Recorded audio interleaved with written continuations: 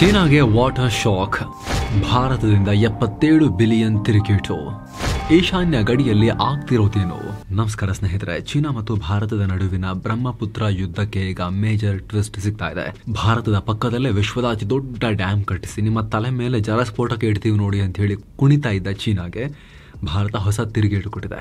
ಮಹತ್ವದ ಬೆಳವಣಿಗೆಯಲ್ಲಿ ಕೇಂದ್ರ ಸರ್ಕಾರ $77 ಬಿಲಿಯನ್ ಅಂದ್ರೆ 6.7 ಟ್ರಿಲಿಯನ್ ರೂಪಾಯಿ ಮೊತ್ತದ ದೊಡ್ಡ ಯೋಜನೆಯನ್ನ ಅನಾವರಣ ಮಾಡಿದೆ.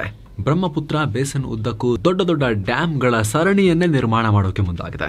ಸುಮಾರು 208 ದೊಡ್ಡ ಹೈಡ್ರೋ ಎಲೆಕ್ಟ್ರಿಕ್ ಪ್ರಾಜೆಕ್ಟ್ಸ್ಗೆ ಕೈ ಹಾಕಿದೆ. 208 ಹಂತ ಹಂತವಾಗಿದ್ದು ಜಾರಿಗೆ ಬರಲಿದ್ದು ಭವಿಷ್ಯದಲ್ಲಿ ಚೀನಾದ ಕುತಂತ್ರಕ್ಕೆ ದೊಡ್ಡ ಪ್ರತಿತಂತ್ರ ಅಂತ ಹೇಳಲಾಗ್ತಿದೆ. ಆ ಮೂಲಕ ಸಿನಿಮಾದಲ್ಲಿ ವಿಷ್ಣುವರ್ಧನ್ ಅವರು ವಿಲನ್ಗೆ ಆ ಕಡೆ ನೋಡು ಕಂದ ಅಂತ ಹೇಳ್ತಾರಲ್ಲ, ಸ್ವಲ್ಪ ಈ ಕಡೆ ನೋಡು ಕಂದ. ಅದೇ ಆಟಿಟ್ಯೂಡ್ ಅಲ್ಲಿ ಈಗ ಭಾರತ ಕೂಡ ಈ ಕೆಲಸ ಮಾಡೋಕೆ ಹೊರಟಿದೆ. ಹಾಗಿದ್ರೆ ಬ್ರಹ್ಮಪುತ್ರ ತೀರದಲ್ಲಿ ಭಾರತ ಮಾಡೋಕೆ ಹೊರಟಿರೋದೇನು? ಚೀನಾದ ವಾಟರ್ ಬಾಂಬ್ಗೆ ಇದು ವಾಟರ್ ಡಿಫೆನ್ಸ್ ಸಿಸ್ಟಮ್ ಆಗಿ ಹೇಗೆ ಕೆಲಸ ಮಾಡುತ್ತೆ? ಚೀನಾದ ಕುತಂತ್ರ ಏನು, ಭಾರತದ ಪ್ರತಿತಂತ್ರ ಏನು, ಎಲ್ಲವನ್ನ ಅರ್ಥ ಮಾಡ್ಕೊಳ್ಳೋಣ. ಕಡೆ ತನಕ ಮಿಸ್ ಮಾಡಿದೆ ನೋಡಿ ಸ್ನೇಹಿತರೆ. ಹಾಗೆ ಇನ್ನೂ ಕೂಡ ಸಬ್ಸ್ಕ್ರೈಬ್ ಮಾಡದೇ ಇರೋ ವೀಕ್ಷಕರಲ್ಲಿ ಒಂದು ಸಣ್ಣ ಮನವಿ, ವಿಡಿಯೋ ಕೆಳಗೆ ಕಾಣಿಸ್ತಿರೋ ಸಬ್ಸ್ಕ್ರೈಬ್ ಬಟನ್ ಮೇಲೆ ಕ್ಲಿಕ್ ಮಾಡಿ, ಹಾಗೆ ಪಕ್ಕದ ಬೆಲ್ ಐಕಾನ್ ಮೇಲೆ ಕ್ಲಿಕ್ ಮಾಡೋದನ್ನ ಮರಿಬೇಡಿ ಅಂತ. ಬನ್ನಿ ಈಗ ಆರಂಭ ಮಾಡೋಣ. $77 ಬಿಲಿಯನ್ ಯೋಜನೆ, ಮಹಾ ರಣತಂತ್ರ ಹೆಣದ ಭಾರತ. ಬ್ರಹ್ಮಪುತ್ರ ನದಿ ತೋರಿಸಿ ಭಾರತವನ್ನ ಕಟ್ಟಿ ಹಾಕ್ತೀನಿ ಅಂತ ಹೇಳ್ತಾ ಇದ್ದ ಚೀನಾಗೆ ಈಗ ಅವ್ರದೇ ಭಾಷೆಯಲ್ಲಿ ಭಾರತ ಉತ್ತರ ಕೊಡ್ತಾ ಇದೆ. ಚೀನಾ ಮಾದರಿಯಲ್ಲೇ ಹೊಸ ಡ್ಯಾಮ್ಗಳನ್ನ ನಿರ್ಮಿಸೋಕೆ ಭಾರತ ಮುಂದಾಗಿದ್ದು ಈಗ ಆಲ್ರೆಡಿ ಸರ್ಕಾರ ಒಪ್ಪಿಗೆ ಕೊಟ್ಟಿದೆ. ಹಂತ ಹಂತವಾಗಿ ಇದು ಜಾರಿಗೆ ಬರುತ್ತೆ. ಒಟ್ಟು $77 ಬಿಲಿಯನ್ ಇದಕ್ಕೆ ಖರ್ಚಾಗುತ್ತೆ. ಸರ್ಕಾರ ಆ ರೀತಿ ಅಂದಾಜು ಮಾಡಿದೆ. $77 ಬಿಲಿಯನ್ ಅಂದ್ರೆ ಭರ್ತಿ 6.7 ಲಕ್ಷ ಕೋಟಿ ರೂಪಾಯಿ. ಅಂದ್ರೆ ನಮ್ಮ ಕರ್ನಾಟಕ ರಾಜ್ಯ ನಮ್ಮ ಇಡೀ ರಾಜ್ಯಕ್ಕೆ ಒಂದು ವರ್ಷಕ್ಕೆ ಎಷ್ಟು ಬಜೆಟ್ ಮಾಡ್ಕೊಳ್ಳುತ್ತೋ ಅದಕ್ಕಿಂತ 1.5 ಪಟ್ಟು ಹೆಚ್ಚು ಹಣವನ್ನ, ಆಲ್ಮೋಸ್ಟ್ 2ರಷ್ಟು ಹಣವನ್ನ ಈ ಬ್ರಹ್ಮಪುತ್ರ ಭಾಗಕ್ಕೆ ಸುರಿತಾ ಇದ್ದಾರೆ. ಹಾಗಂತ ಇದ್ರಲ್ಲಿ ಬಂದಿರೋ ಲಾಭ ಬರೀ ಆ ಭಾಗ ಜನರಿಗೆ ಅಂತ ಅನ್ಕೋಬೇಡಿ, ಇದು ಇಡೀ ದೇಶಕ್ಕಾಗತ್ತೆ. ಮುಂದೆ ಅದನ್ನ ಎಕ್ಸ್ಪ್ಲೇನ್ ಮಾಡ್ತೀವಿ. ಆದ್ರೆ ದಿಢೀರಂತ ಭಾರತ ಈ ಪರಿ ದುಡ್ಡನ್ನ ಸುರಿಯೋಕೆ, ಈ ಸರಣಿ ಡ್ಯಾಮ್ ಕಟ್ಟೋಕೆ, 200ಕ್ಕೂ ಅಧಿಕ ಹೈಡ್ರೋ ಎಲೆಕ್ಟ್ರಿಕ್ ಪ್ರಾಜೆಕ್ಟ್ಸ್ ಅನ್ನ ಮಾಡೋಕೆ ಏನ್ ಕಾರಣ ಅನ್ನೋದನ್ನ ಮೊದಲು ಅರ್ಥ ಮಾಡ್ಕೊಳ್ಳೋಣ.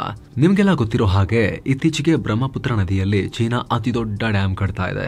ಈ ಬ್ರಹ್ಮಪುತ್ರವನ್ನ ಚೀನಾದಲ್ಲಿ ಯಾರ್ಲುಂಡ್ ಸಾಂಗ್ಪೋ ಅಂತ ಕರೀತಾರೆ. ಭಾರತಕ್ಕೆ ಬಂದ ಮೇಲೆ ನಾವು ಬ್ರಹ್ಮಪುತ್ರ ಅಂತ ಕರ್ಕೋತೀವಿ. ನೀರಿನ ವಿಚಾರದಲ್ಲಿ ಜಗತ್ತಲ್ಲಿ 9ನೇ ಅತಿ ದೊಡ್ಡ ನದಿ ಇದು. ಉದ್ದ ತಗೊಂಡ್ರೆ 15ನೇ ಸ್ಥಾನಕ್ಕೆ ಬರುತ್ತೆ ಜಗತ್ತಲ್ಲಿ. ಭಾರತದಲ್ಲಿ 900 ಕಿಲೋಮೀಟರ್ ಹರಿಯುತ್ತೆ. ಈಶಾನ್ಯ ಮತ್ತು ಪಶ್ಚಿಮ ಬಂಗಾಳ ರಾಜ್ಯಗಳಿಗೆ ಪ್ರಮುಖ ಜೀವನಾಡಿ. ಕೋಟ್ಯಂತರ ಜನರನ್ನ ನಂಬಿ ಜೀವನ ನಡೆಸ್ತಾ ಇದ್ದಾರೆ. ಆದರೆ ಇಂಥ ಬ್ರಹ್ಮಪುತ್ರವನ್ನ ಶಸ್ತ್ರವಾಗಿ ಬಳಸೋಕೆ ಚೀನಾ ಇದೇ ನದಿ ಮೇಲೆ $167 ಬಿಲಿಯನ್ ಮೊತ್ತದಲ್ಲಿ ಬೃಹತ್ ಒಂದು ಡ್ಯಾಮ್ಗೆ ಅಷ್ಟು ಖರ್ಚು ಮಾಡಿ ದೊಡ್ಡ ಡ್ಯಾಮ್ ಕಟ್ತಾ ಇದ್ದಾರೆ.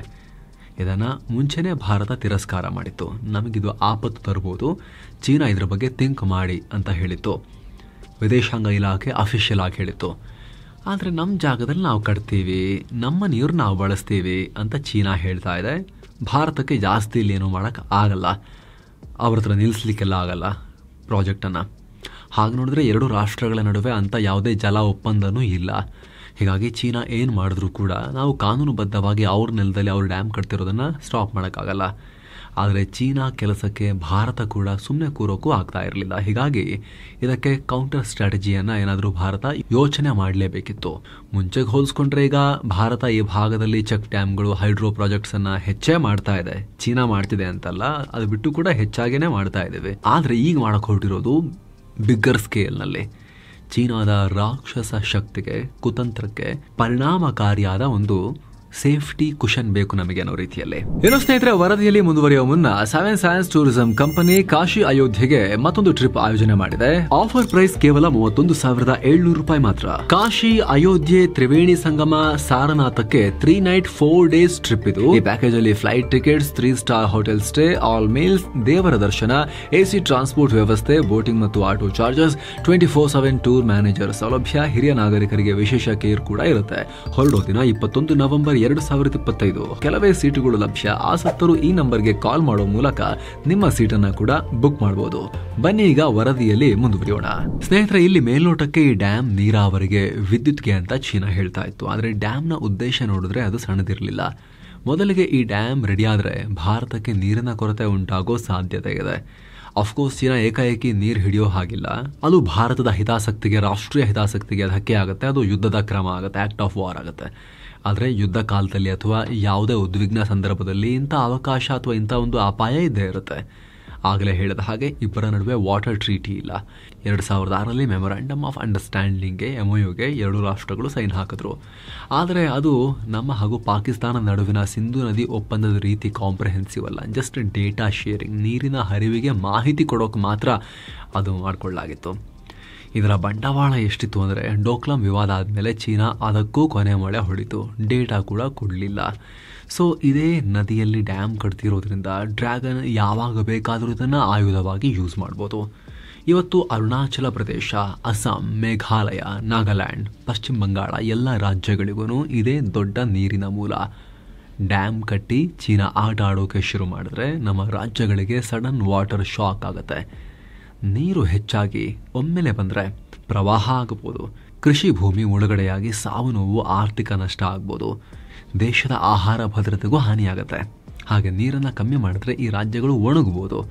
ಅಷ್ಟೇ ಅಲ್ಲ, ಈ ಡ್ಯಾಮನ್ನು ಚೀನಾ ಭಾರತದ ಗಡಿಯಲ್ಲೇ ಅಂದರೆ ಮೆಡಾಗ್ ಕೌಂಟಿ ಅನ್ನೋ ಕಡೆ ಕಟ್ತಾ ಇದೆ. ಇದು ನಮ್ಮ ಅರುಣಾಚಲ ಪ್ರದೇಶಕ್ಕೆ ತುಂಬ ಹತ್ತಿರ. ಅಪ್ಪಿತಪ್ಪಿ ಡ್ಯಾಮ್ಗೆ ಏನಾದರೂ ಡ್ಯಾಮೇಜಸ್ ಆಯಿತು ಅಂದರೆ ನೇರ ಪರಿಣಾಮ ಎಲ್ಲ ರಾಜ್ಯಗಳಿಗೂ ಆಗುತ್ತೆ. $167 ಬಿಲಿಯನ್ ಡ್ಯಾಮ್ಗೆ ಏನಾಗುತ್ತೆ ಅಂತ ನಿಮಗೆ ಅನ್ನಿಸ್ಬೋದು. ಆದರೆ ಚೀನಾ ಡ್ಯಾಮ್ಗಳು ಎಷ್ಟೋ ಸಲ ಇದ್ದಕ್ಕಿದ್ದಂತೆ ಕೊಚ್ಕೊಂಡು ಹೋಗಿರೋ ಎಕ್ಸಾಂಪಲ್ಸ್ ಇವೆ. ಇವತ್ತಿಗೂ ಅಲ್ಲಿ ಜೋರು ಮಳೆ ಬಂದರೆ ಎಷ್ಟೋ ಚೆಕ್ ಡ್ಯಾಮ್ಗಳು ಅನಾಯಾಸವಾಗಿ ಕೊಚ್ಕೊಂಡು ಹೋಗ್ತವೆ.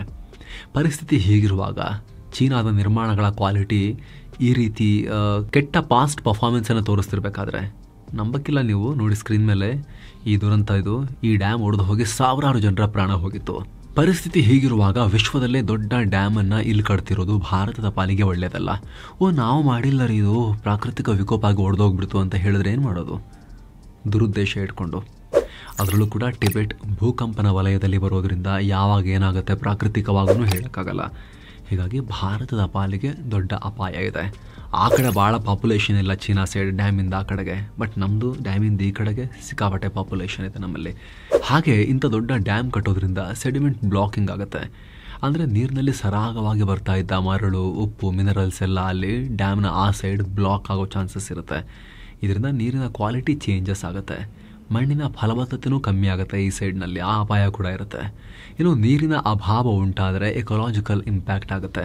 ಹಾಗೆ ಭಾರತ ಹಮ್ಮಿಕೊಂಡಿರೋ ಹೈಡ್ರೋ ಪವರ್ ಪ್ರಾಜೆಕ್ಟ್ಸ್ಗೂ ಹೊಡೆತ ಬೀಳ್ಬೋದು. ಭಾರತ ಕತ್ತಲೆಗೆ ಜಾರಬಹುದು. ಇದೇ ಕಾರಣಕ್ಕೆ ಕೆಲ ತಿಂಗಳುಗಳ ಹಿಂದೆ ನಮಗೆ ಇದರ ಬಗ್ಗೆ ಕಳವಳ ಇದೆ. ಕೆಳಗಿರೋ ಭೂಪ್ರದೇಶದ ಬಗ್ಗೆ ಕೂಡ ಚೀನಾ ಥಿಂಕ್ ಮಾಡಿ ಅಂತ ಭಾರತ ಹೇಳಿತ್ತು. ಈಗ ಚೀನಾ ನಂಬ್ಕೊಂಡು ಕೂರಕ್ಕೇನು ಆಗಲ್ವಲ್ಲ, ಅವ್ರಿಗೆ ಹೇಳಿದೀವಿ, ಅವ್ರು ಸುಮ್ಮನಿರ್ತಾರೆ, ಅವ್ರು ಕೇರ್ ಮಾಡ್ತಾರೆ ನಮ್ಮ ಬಗ್ಗೆ ಅಂತ. ಹಾಗಾಗಿ ಕೇಂದ್ರ ಸರ್ಕಾರ ಅತಿ ದೊಡ್ಡ ನಿರ್ಧಾರ ತಗೊಂಡಿದೆ. ಚೀನಾದ ಕುತಂತ್ರಕ್ಕೆ ಪ್ರತಿತಂತ್ರವನ್ನು ಹೆಣಿಯೋಕೆ ಈಗ ಹೆಜ್ಜೆ ಇಡ್ಲಾಗ್ತಾ ಇದೆ. ದೊಡ್ಡ ಹೈಡ್ರೋ ಎಲೆಕ್ಟ್ರಿಕ್ ಪ್ರಾಜೆಕ್ಟ್ನ ಆ ಪ್ಲಾನ್ ಅನ್ನ ಭಾರತ ಅನಾವರಣ ಮಾಡಿದೆ. ನಿಮಗೆ ನಾವು ತರ್ತಾ ಇರುವಂತಹ ಇಂತಹ ವ್ಯಾಲ್ಯೂಬಲ್ ಮಾಹಿತಿ ಇಷ್ಟ ಆಗ್ತಾ ಇದ್ರೆ ಸ್ನೇಹಿತರೆ, ನೀವು ಜಾಯಿನ್ ಆಗೋದನ್ನು, ಮಸ್ತ್ಮಗ ಪ್ರೀಮಿಯಂ ಮೆಂಬರ್ಶಿಪ್ ಜಾಯಿನ್ ಆಗೋದನ್ನು ಕನ್ಸಿಡರ್ ಮಾಡಬಹುದು.